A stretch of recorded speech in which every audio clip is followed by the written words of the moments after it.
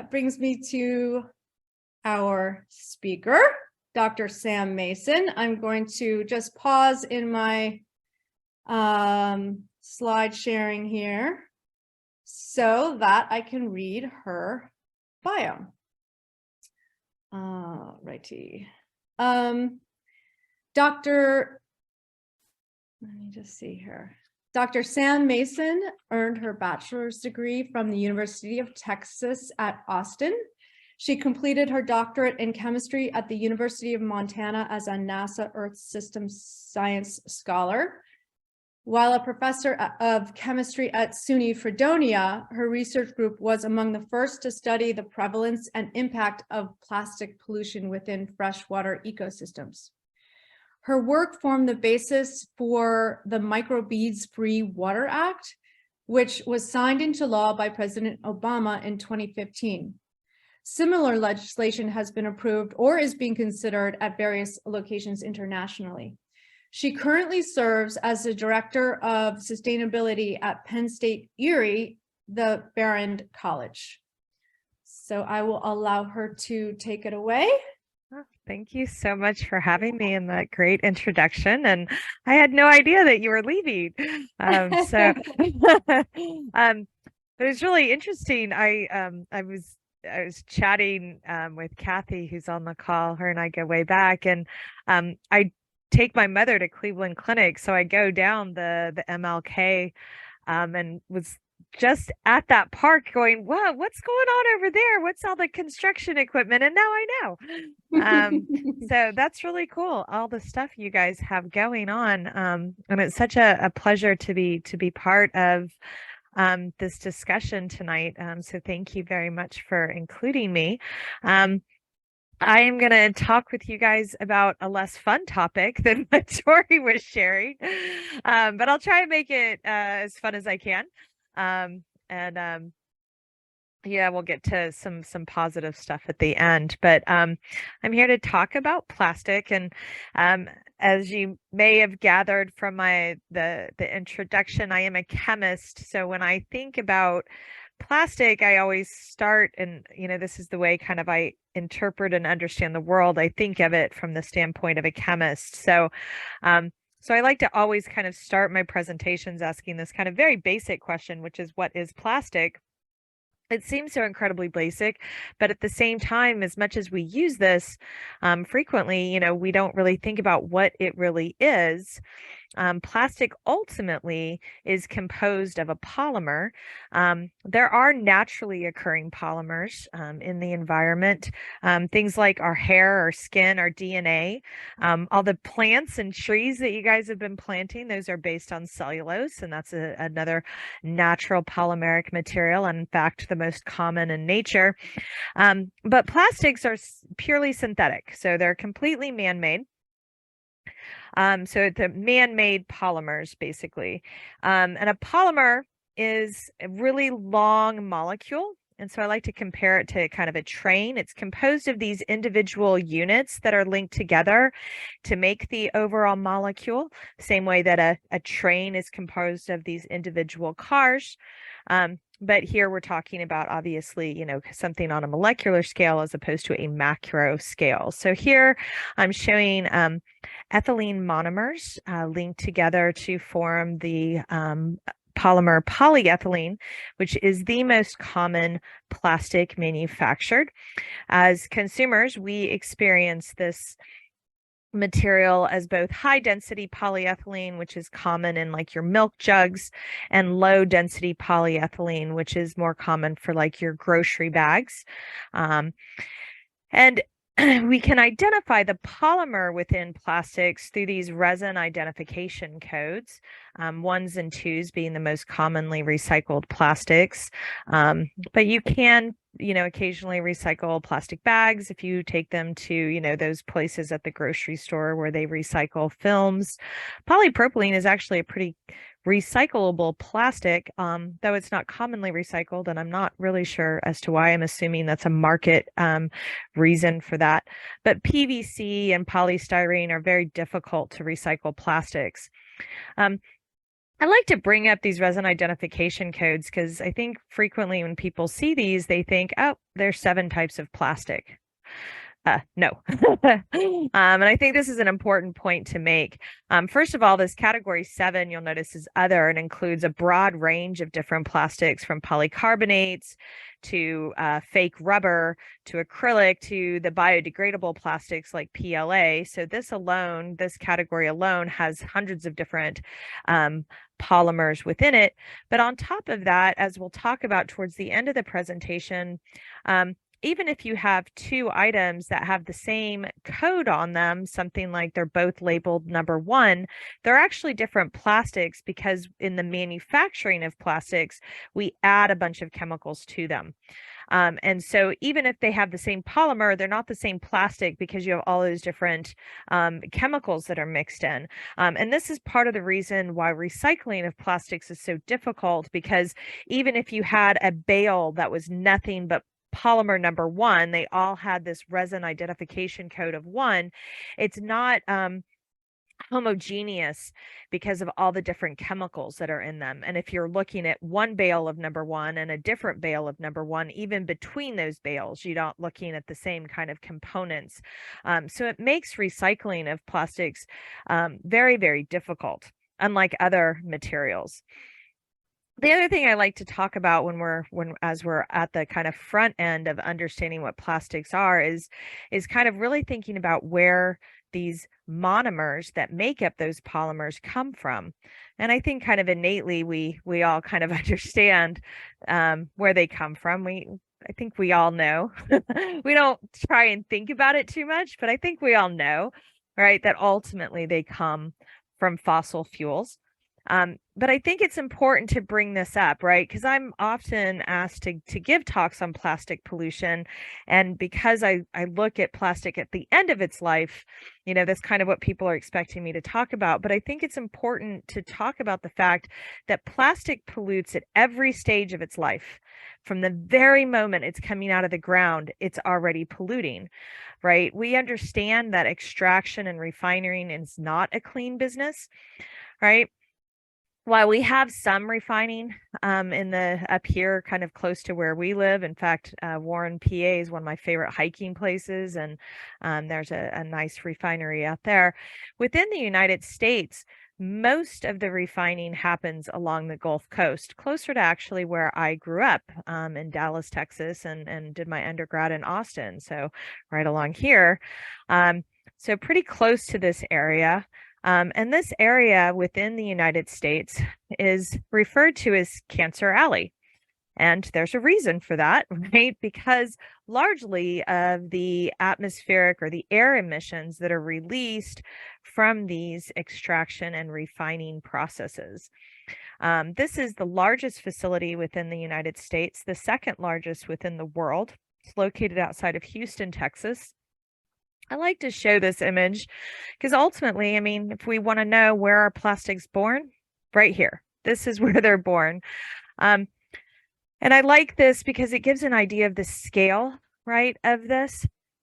What I don't like about this image is that it misses showing you the Boys and Girls Club that's located over here and the families that live on this side and this elementary school that's located over here, right? I mean, what's missing from this picture is that people live here and people are exposed to this emissions.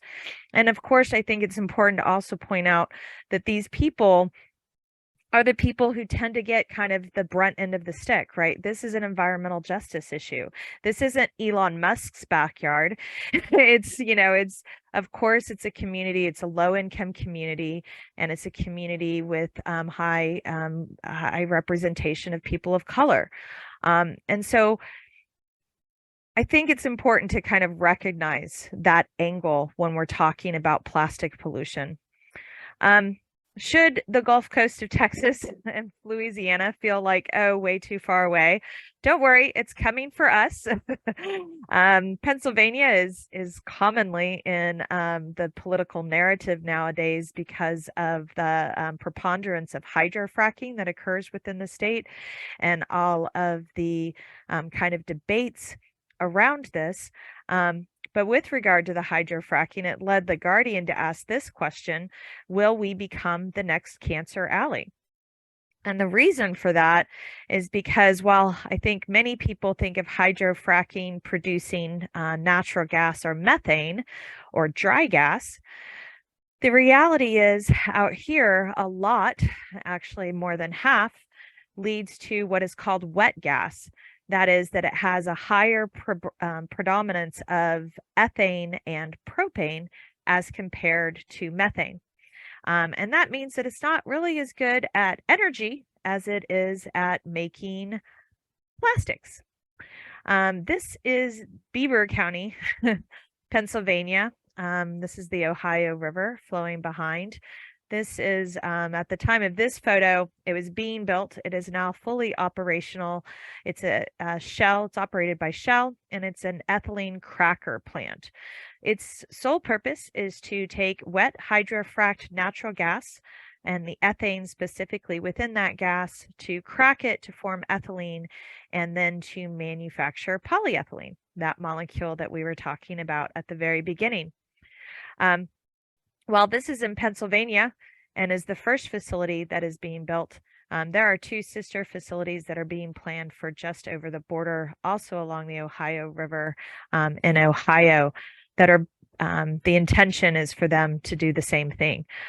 So we're starting to see, we are at the forefront of seeing a build out of plastics production and chemical refineries happening within our neck of the woods, very similar to what happened along the Gulf Coast of Louisiana and Texas.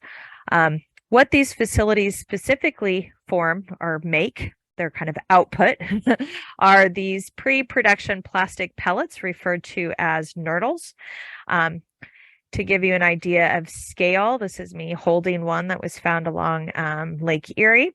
They're about 3 millimeters on average in their longest edge. So this was one that I found along Lake Erie, but like I said, the Shell plant that I showed earlier became fully operational this past fall. I've been working with colleagues to do some reconnaissance, and these are some of the images of samples that we've been pulling out of the river since that plant started operation. So again, just trying to highlight that plastic doesn't just pollute at the end of its life, it pollutes from the very moment it's extracted and refined. These pre-production plastic pellets are shipped from these refineries, usually initially in rail cars and then transferred into trucks on their way to a manufacturing facility. The reason the Beaver County plant was built where it was is because it's basically equidistant between the hydrofracking that is occurring downstate and Erie, Pennsylvania, where I live. Erie is home to about about a dozen different plastics manufacturing facilities. So those nurdles that we were looking at earlier are transported by rail car to Erie, Pennsylvania, and they are vacuumed out of those rail cars into trucks and then shipped around the city. I stopped at one of those locations, happens to be on my way to work every day, and I noticed these piles of what looked to be snow, but it was the wrong time of year for snow, so I pulled over, and this is what you see under those rail cars. Just thousands upon thousands of these nurdles. And when I look in the rivers, I find them there too. So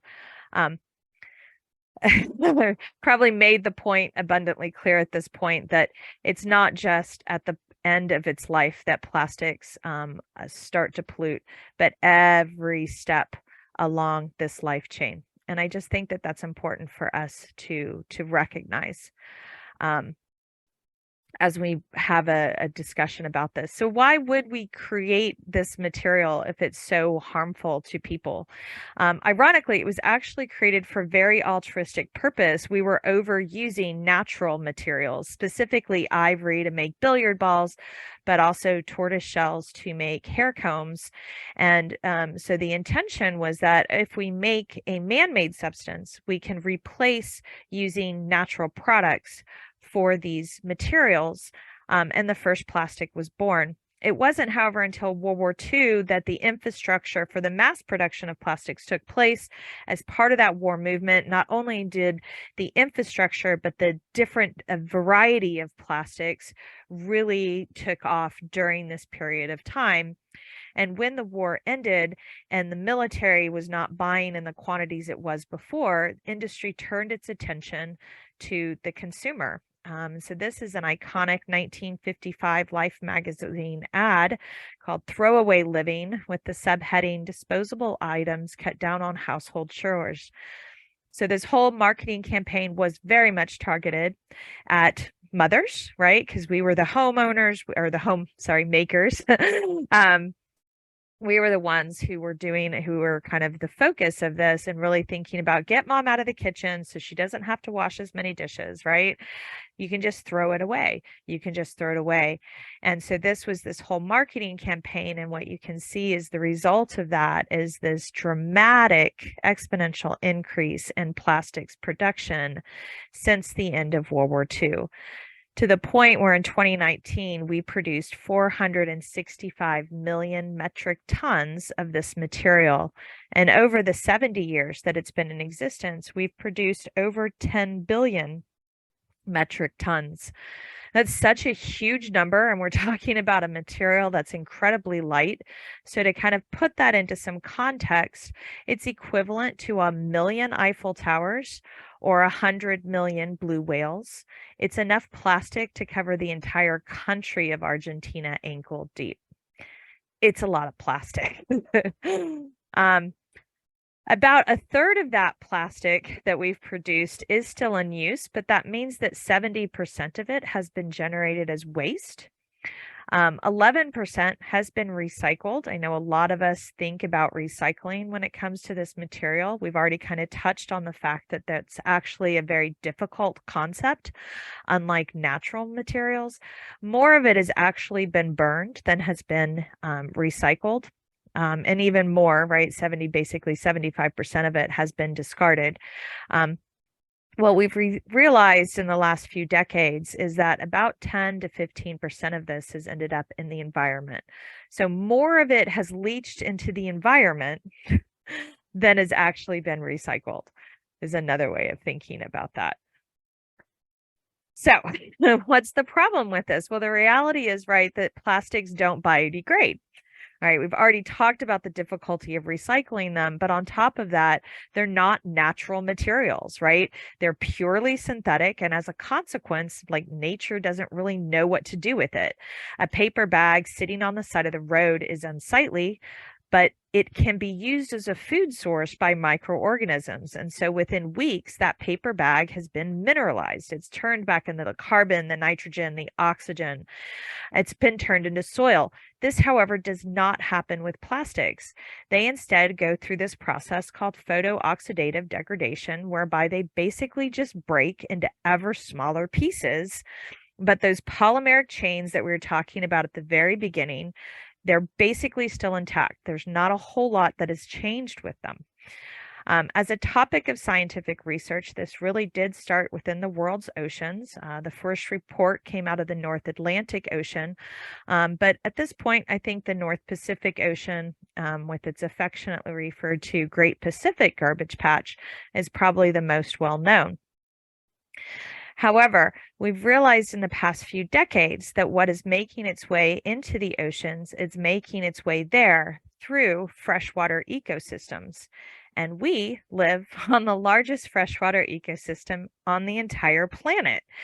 I'm constantly trying to get my students to understand the magnitude of that statement. It sounds so simple, but it's really, really important, right? I mean, places throughout the globe are literally dying, having wars because of water, and we have this amazing resource right in our own backyard, and this is what we're doing to it.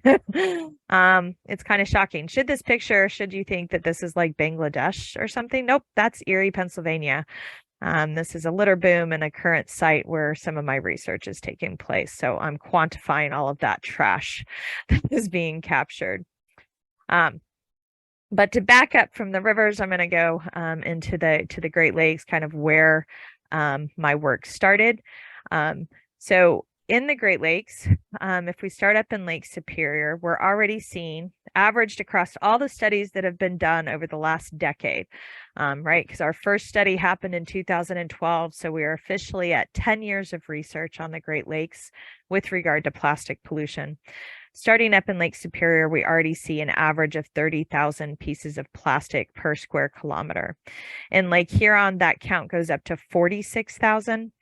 The water from Lake Huron goes over to Lake Michigan. Right now, that average is standing at 17,000. I think it's largely because it's been a while since we've gotten any data from there. And the reality is that Lake Huron and Lake Michigan are actually geologically one lake, with the state of Michigan being a peninsula that juts out into the middle of this lake. So the real average here is probably somewhere between the two, but higher probably than the 30,000 of Lake Superior. As we flow into Lake Erie, that count goes up to a dramatic 160,000. And as we move into Lake Ontario, it goes up to 250,000 pieces of plastic per square kilometer. Lake Erie and Lake Ontario rival the most concentrated parts of the world's oceans. So we're competing, right? We're in the running with the Great Pacific Garbage Patch of the Northern Pacific Ocean. To put these numbers into more context, if we account for the surface areas of the lakes, each one of the lakes has somewhere between 1 billion and 5 billion pieces of plastic across the lake surface at any moment in time. 97% of these plastics are what are classified as microplastics, meaning that in their longest dimension, they are less than 5 millimeters in size. 75% of them are truly micro-sized, according to the scientific definition of micro. That is, they're less than 1 millimeter in their longest length. Some of these are primary microplastics, that is, they were produced to be micro-sized. So these are those pre-production plastic pellets or nurdles that we talked about earlier, or microbeads, if you've ever heard of those, would be in that category as well. Most of them, though, are secondary microplastics. They came down from, they broke down from something that was larger. We also classify these microplastics according to their shape or their morphology, fragments being the most common across the Great Lakes. But in the upper Great Lakes, fibers are more common. So Lake Superior, for example, fibers were the most common type of microplastics. This really tells us that there's a different source. Especially when you're talking about something like Lake Superior that has very little people around it. Probably the largest contribution to the microplastics in Lake Superior is coming from the air, atmospheric deposition, where these fibers, so the fibers are being transported through the air that we breathe. Within the lower Great Lakes, like Lake Erie and Lake Ontario, fragments are the most common, followed by pellets. So those nurdles or the microbeads being the second most common. So that's kind of where my work started. It started up in the Great Lakes. We've looked at all sorts of media since then, right? Rivers and wastewater treatment plants and sediment and fish. But I don't have enough time to share that all with you. So I'm going to flash forward to some of our more recent studies looking at microplastics in human consumables. So the first study in this kind of category, we looked at 3 common consumer items. We looked at sea salt, and we looked at beer, specifically beer that was brewed using Great Lakes water, right? So if there's microplastics in the Great Lakes and you brew beer with that water, it only makes sense that there probably be microplastic within your beer. The real kind of new part of this study was that we did a global tap water assessment and found on average within tap water, 5.5 pieces of plastic per liter of tap water. So what's really important in this slide is the fact that beer is better for you than tap water. And I hope that there are some people out there drinking a beer right now, just so that you can feel like good about yourself. I know if I was at home, I'd probably be drinking a beer while I was listening to this. So there you go. to put those numbers, I just flashed through the numbers kind of quickly there. So put them into some context. If you ate only the maximum amount of sea salt you should every single day, right? No more than the maximum amount, but you did that every single day, you would be ingesting about 180 particles of plastic just through your sea salt usage. If you drank one beer a day, every single day of the year, you would be ingesting about 500 pieces of plastic. But given World Health Organization guidelines on the amount of tap water you should drink, averaged across the sexes, because men should drink more than women, you would be drinking about 5,000 pieces of plastic just through your tap water. So when this study came out, I really kind of expected that people would hear this and think, oh my goodness, we've got to change this. We need to really kind of deal with this addiction to this material. And instead, what I heard a lot was, oh, I'll just drink more bottled water, which you can imagine dismayed me a little bit. So we decided to engage in a global bottled water assessment. We looked at 11 different brands from 19 different countries. So these were either the top selling brands in the world. So Aquafina, Dasani, Nestle Pure Life, those are the top selling brands in the world, or they were the top selling brands within a particular region. So for example, in China, Wahaha is the top selling brand.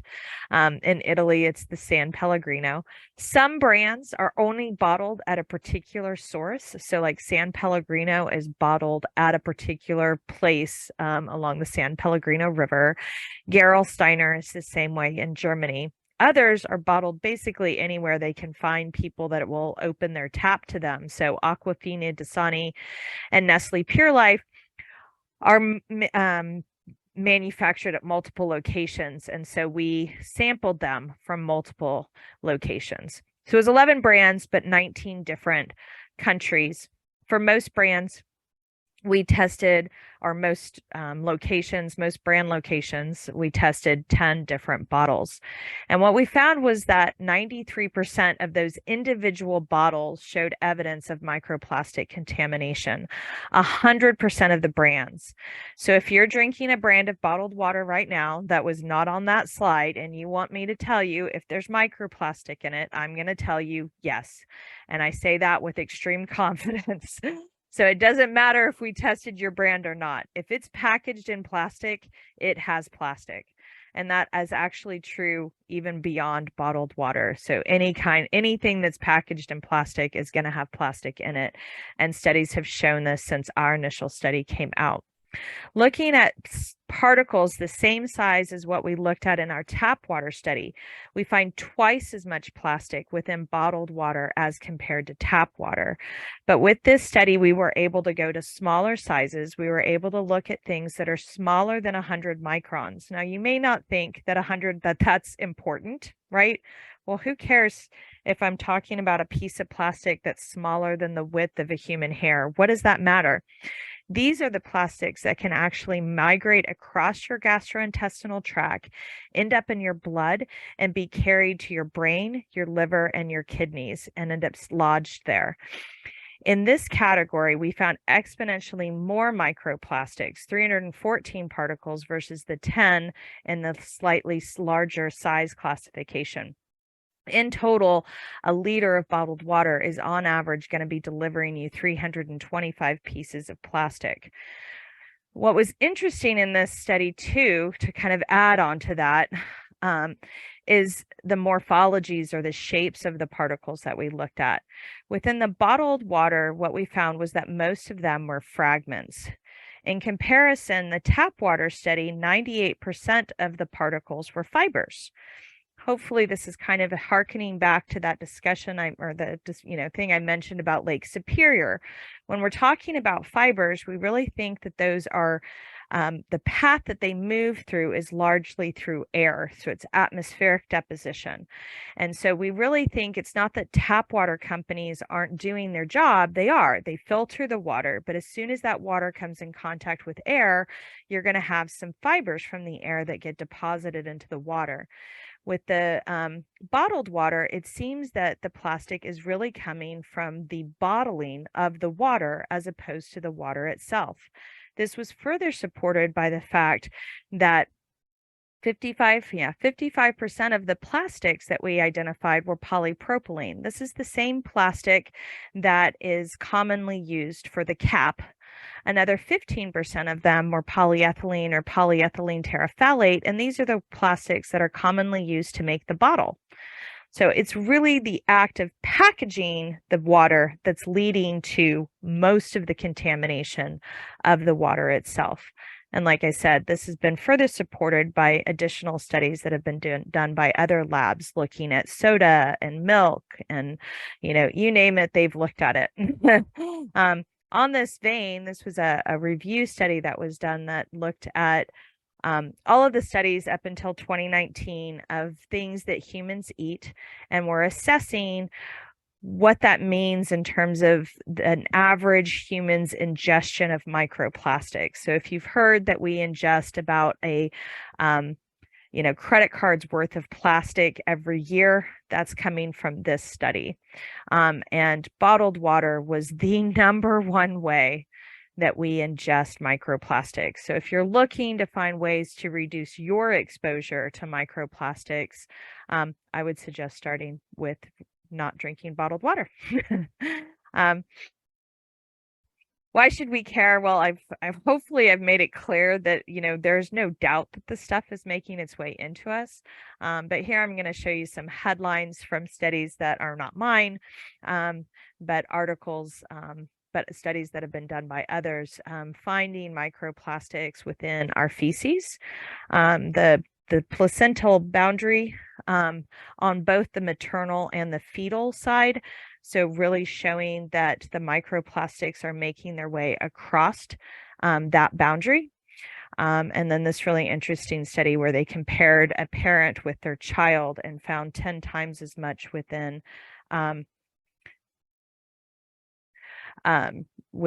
the baby feed poo as compared to the adults.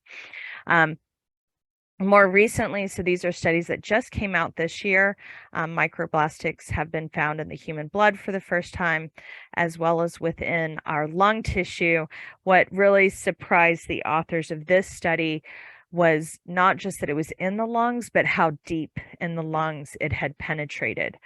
And then in just the last month, there are some really interesting studies. I know this is a really small title up here, but some really interesting studies showing a connection between microplastics within the brain and Parkinson's disease and Alzheimer's. So that there's this connection. So it's not just that it's making its way into us, but they're actually starting to show a connection with particular neurological diseases. And that's largely because of the polymer that we were talking about itself. But beyond the polymer, right, the other kind of concern with plastics, I kind of divide the concerns with plastics into two pieces. One is the polymer. The other kind of concern is all of the chemicals that are mixed into plastics in their manufacturing. There's over 10,000 chemicals that are used, and an average item of plastic has 300 different chemicals within it. These chemicals are known to be endocrine disruptors. That means that they mimic hormones, which are the chemical messengers of the body, right? So this is kind of like that game of telephone that we all played when we were in, camp as a kid, right? The hormones are disrupting that game of telephone, right? And so what you hear at the beginning and what gets translated at the end are completely different. And so it can lead to a wide variety of human health issues. So some human health issues that have been associated with endocrine disrupting chemicals, sperm counts in men have been going down for decades, and this is well established and well known. Additionally, the distance between the anus and the scrotum in men is getting smaller, and intergenerational penile size is getting smaller. All of these are indicating that our men are becoming effeminized. It also is one of the reasons why infertility rates have skyrocketed. So they've doubled in the last few decades. For women, we're seeing rises in ovarian and breast cancer that are associated with these. We're also seeing increases in autism and ADHD and obesity in children under the age of 6 months. If you're interested in these topics, couple of books that I would especially point out. This one by Theo Colburn, who's really the grandmother of endocrine disrupting chemicals, was written in the late 1990s, but is still extremely relevant. Our Stolen Future: Are We Threatening Our Fertility, Intelligence, and Survival? A scientific detective story is quite good, as well as this book by Dr. Shauna Swan called Countdown: How Our Modern World is Threatening Sperm Counts, Altering Male and Female Reproductive Development, and Imperiling the Future of the Human Race. This book just came out in 2021. Those are both two excellent books that are more on this topic. Within Countdown, she specifically has a chapter that's focused specifically on plastics. So that's the most depressing. We're going to try and kind of lift up from here. We've been going down this kind of rabbit hole, right? We know that this is in our water, it's in our air, it's making its way into our being, and it's having an impact in that. So what do we do? I know that all of us immediately kind of want to think, how do we get it out of our water? But I like to hearken to this image. This is where we're at, right? We just came home and there is an overflowing kitchen sink. What are we going to do? We have to turn off the tap. You can't talk about cleaning up the mess until you decrease the flow of water that's ending up on the floor, right? And that's where we're at. I know we all want to clean up what's out there, but we have to start by decreasing our usage of this material. There's no solution around this that does not include that, right?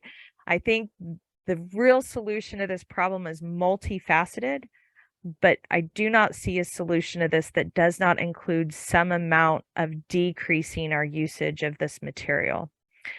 So when you're thinking about decreasing your usage, it's good to know, how is this material being used? And I love this image from National Geographic where it's that exponential curve I showed earlier, but they break it down into the different uses of plastic, as well as telling you kind of how long on average plastics are used for those different kind of uses, right? So like transportation on average 13, right? So your car is usually 13 years old before it gets, taken to the dump or whatever, recycled. Right. And so maybe that's a reasonable, it's not going to be the first place that we look, right? In terms of how do we solve this problem? Instead, you want to look at where's the biggest piece of the pie. And the biggest piece of the pie is this large pink chuck down here, which is packaging. It's the bags, it's the bottles, it's the straws, it's the takeout containers, it's all of the ways that we move, products that we want, but into our lives. And oftentimes we don't have a choice but to purchase it in plastic. But oftentimes we do. And so really finding ways, thinking about how plastic makes its way into our lives and finding ways to decrease or to eliminate those single-use disposable plastics can have a significant impact on what we find out in the environment and what finds its way into our bodies, right?